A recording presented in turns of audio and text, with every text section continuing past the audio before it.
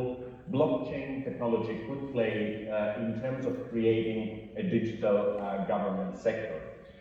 This is based on some research I have been conducting in a broader perspective of how emerging technologies, in particular blockchain and quantum computing, can be applied in different industrial settings, but also how we can start thinking about these technologies, and in this case, blockchain, in the public sector and particularly in the digital government sector.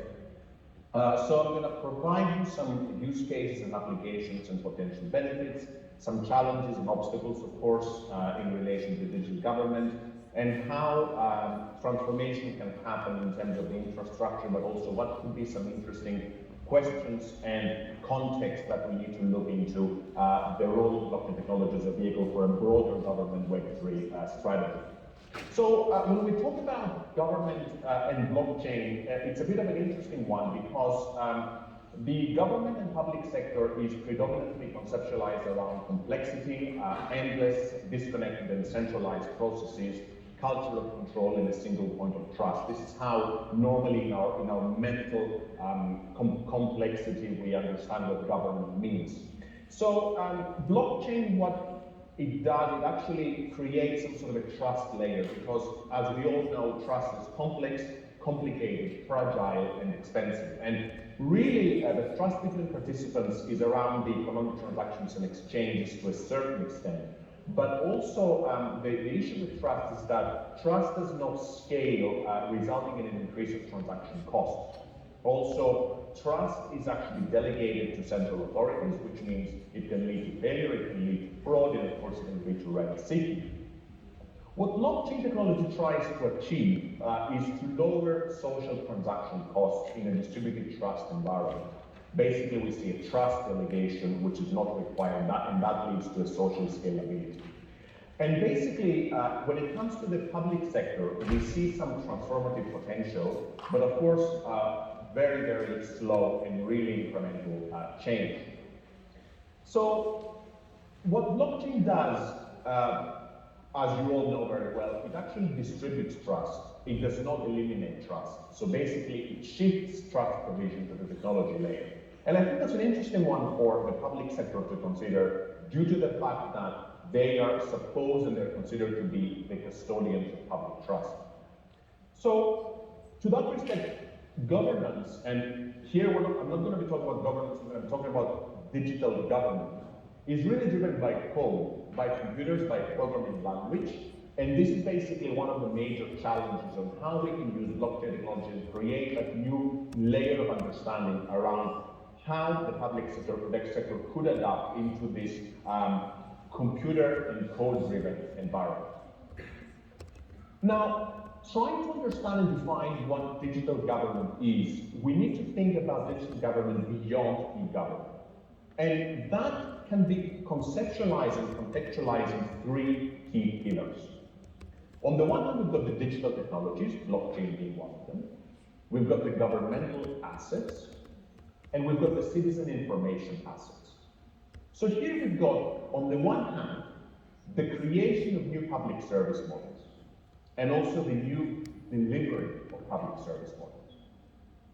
And at the same time, we've got blockchain-enabled interactions, which means public institutions, economic agents, and citizens coming together in a decentralized to a native form, infrastructure and design.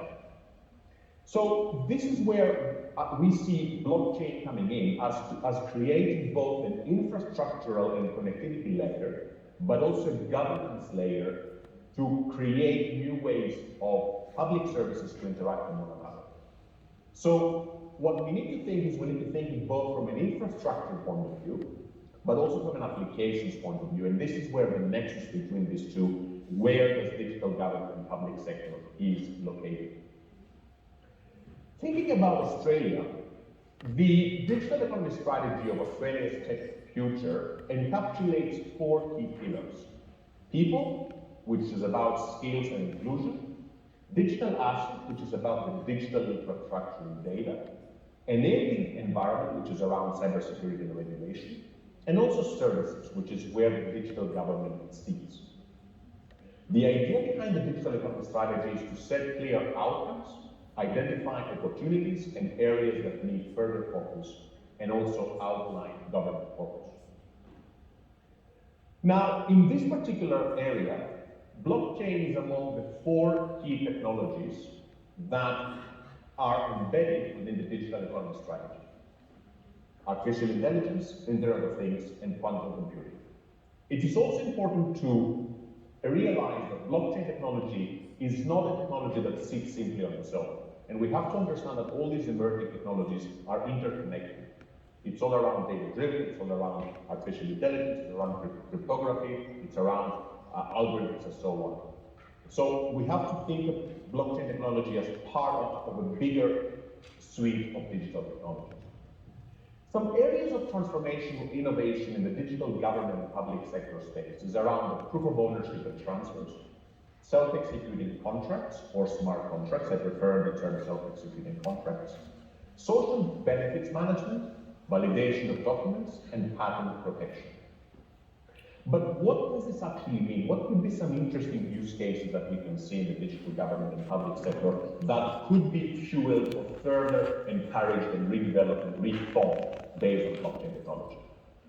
Digital civil identity. Identity management is a big topic globally. Supply chain in terms of provenance, traceability, and inventory management.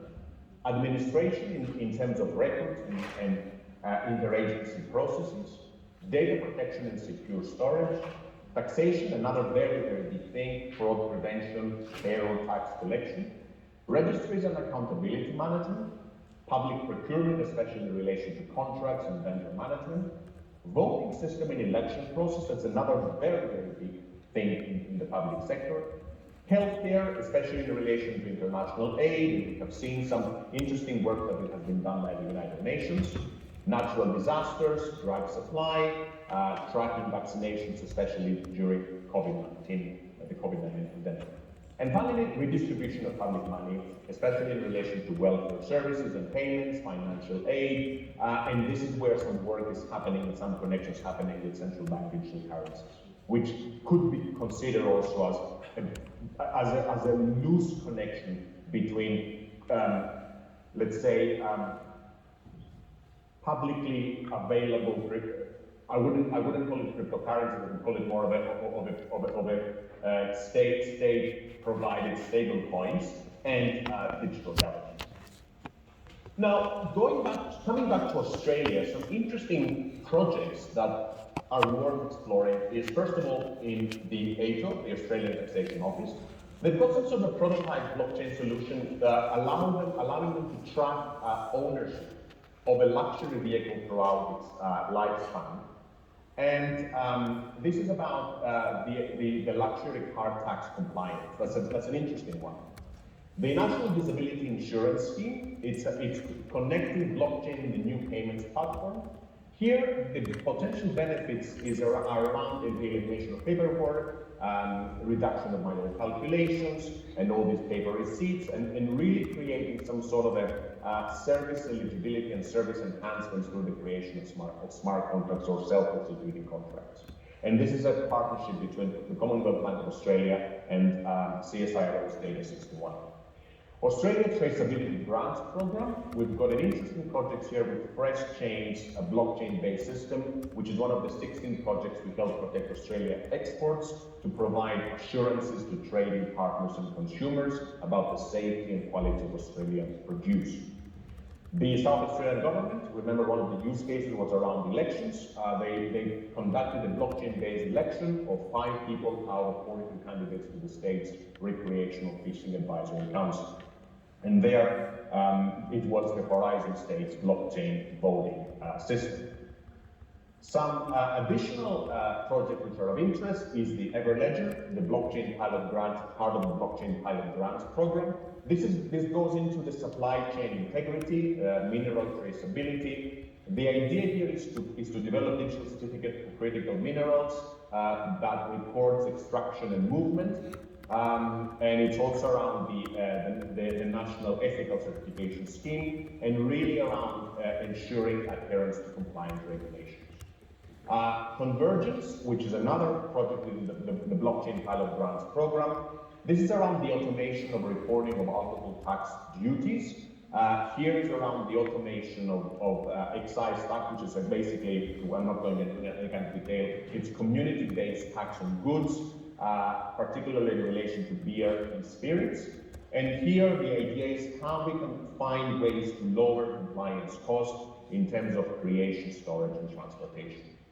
And finally, the Australian Border Force, in collaboration with Singapore Customs and the Singapore Infocom Media Development Authority. Here there is a trial on testing digital verification systems. This is done in the United Nations Center for Trade, Facilitation, Electronic Business in Singapore. This is around an intergovernmental document exchange based on an intergovernmental ledger. Paperless again, security, digital exchange, identity, and really that's in the broader context of Australia-Singapore Digital Economy Agreement. Some international projects which I always find fascinating to see how we can learn also from other countries or also provide know-how to other countries. Sweden, we've got, there is a project of come-away property transactions. This is more into the land title transfers. Republic of Georgia, that's the Exonum Land Title Registry, again, registry on blockchain-based systems. Malta, that's an interesting one in terms of block cert academic credentials, using blockchain credential program to validate education certification. United States of America, temporary worker visa program, streamlining the process, making it more efficient, less costly, and safer for workers. India, recording the land registry used by the Andhra Pradesh state government. Switzerland, municipality of Zug, Uport decentralized identity, again another more into the digital identity space, e-voting, payments for bike rental and parking. And finally, the Netherlands, which is around pension infrastructure, smart vouchers. This is a joint experimentation involving different blockchain solutions to develop pension administration system. And here, it's an interesting one that comes from the Netherlands. So these are some examples. There are others out there. Just I thought I would give you some sort of a spectrum on what potential applications and use cases blockchain could have within the digital government and public sector space, and what some different countries together with Australia are doing. So in a nutshell, I think some incremental benefits. On the one hand, we've got the increased security, which is around the enhancement of data integrity, immutability. I'm sure you've talked about immutability quite a lot, data consistency, and also the self-executing smart contracts. Together with the efficiency, which is around reducing the processing times, lowering costs, the one only principle in terms of verification, validation, and accountability, and also reduction of complexity in general. So this decentralized information infrastructure thing is very interesting, and this is where a lot of applications we see in the digital government and public sector space herald as a big benefit of utilizing blockchain technology. From a citizen's perspective, I think it's very interesting because also there has been a lot of research that has been conducted considering that blockchain is actually the technology of democracy.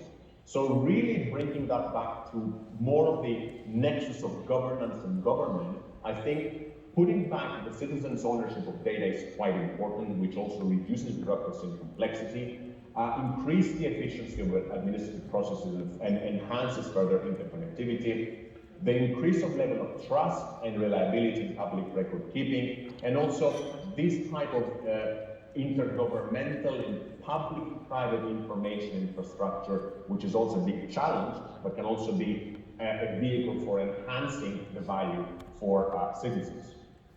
Another area which is very interesting, and it's one of my favorite ones because I'm conducting some research, is in relation to the ESG and the corporate sustainability space. Some use cases around tracking carbon credits, fuel management, combating counterfeit drugs, improving corporate governance, and also data protection are some areas that are linked to the environmental, social, and governance aspects, and also the ethics in relation to public governance. Now, I've put metaverse in this presentation, even though blockchain is part of metaverse, but metaverse is not fully and only dependent on blockchain, but there is this fusion between offline and online reality.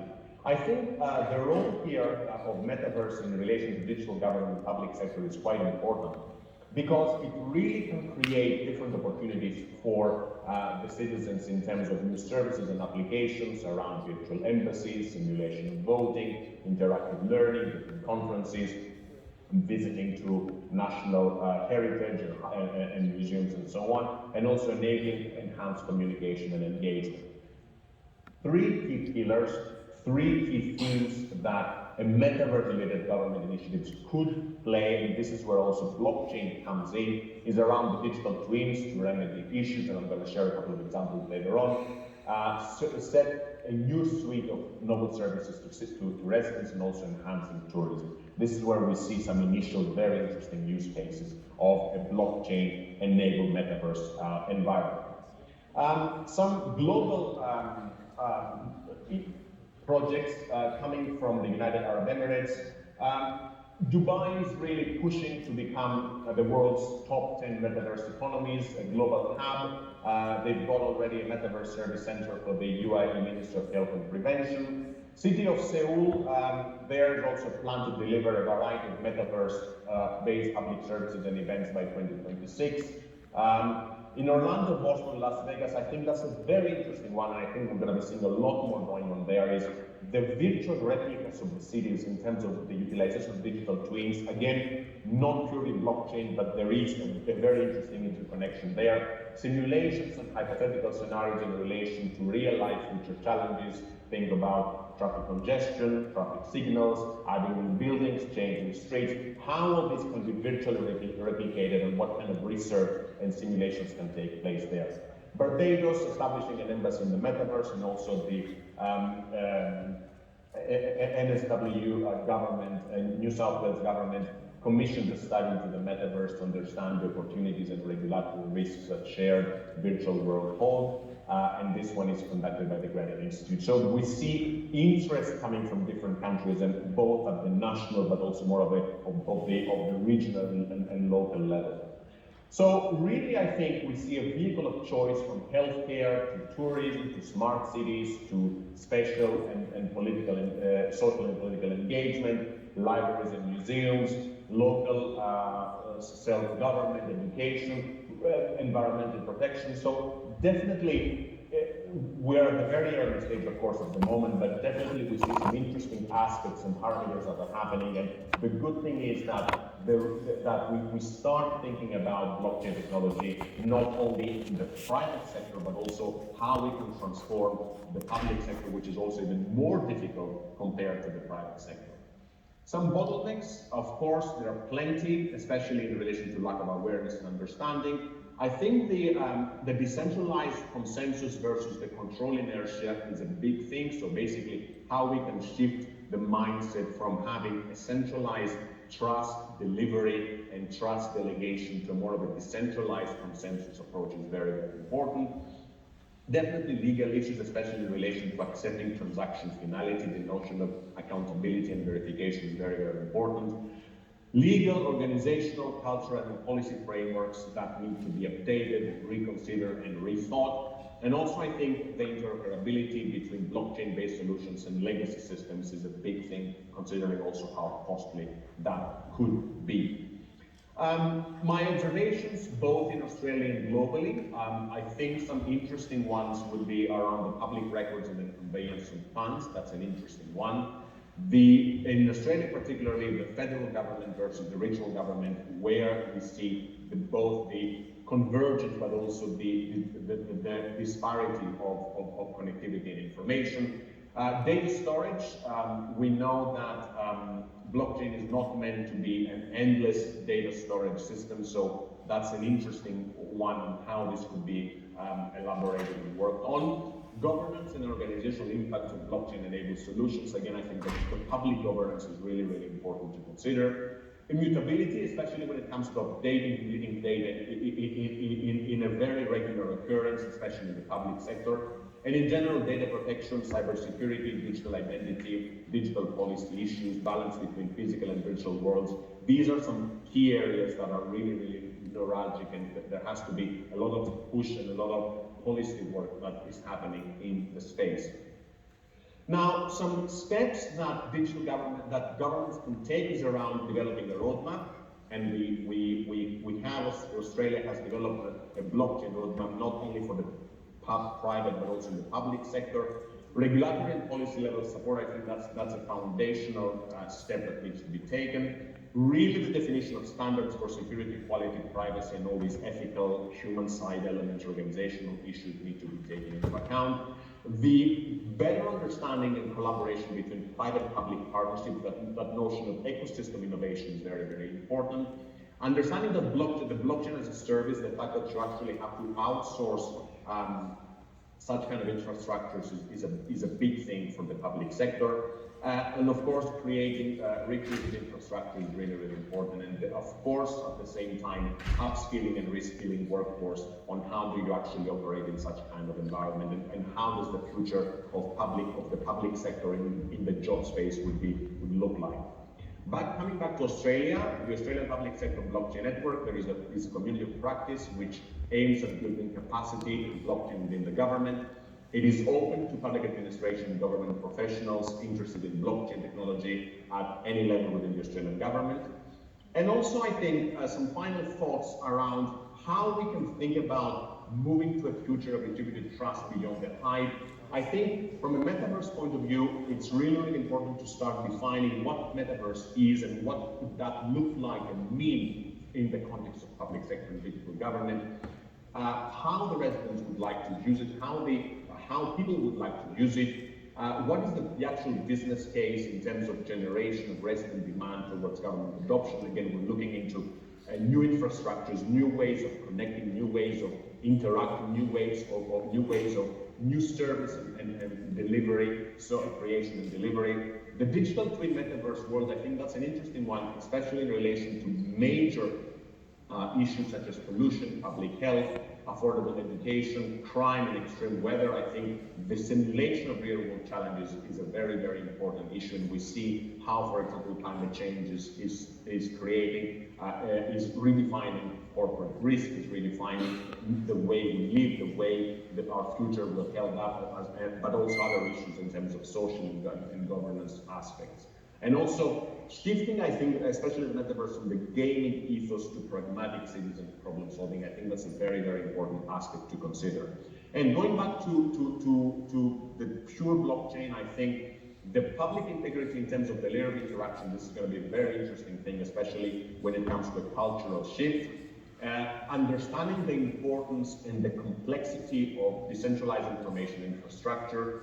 What are the actual democratic values, and how does the public ethos changes? The legal, of course, and the regulatory policy landscape is massive, and also rethinking and redefining in the way of putting together a shift from transaction provision to transaction supervision. I think that's a very important thing, but goes back again to the initial definition of what the role of government in the public sector is, and also how do we work together, public and private partnerships and strategic technology governments. I think this is very important. Personally, I believe it's one of the thorniest aspects when it comes to really implementing such kind of use cases and bringing and adopting not just only blockchain but also other emerging technologies and bringing them into the core and the DNA of digital government and public sector. This is what I wanted to share with you, and I'm happy to take any questions, and I'm always at your disposal for any clarifications if any one of you wishes to discuss further, even outside this summer school. Thank you very much for the invitation and the attention.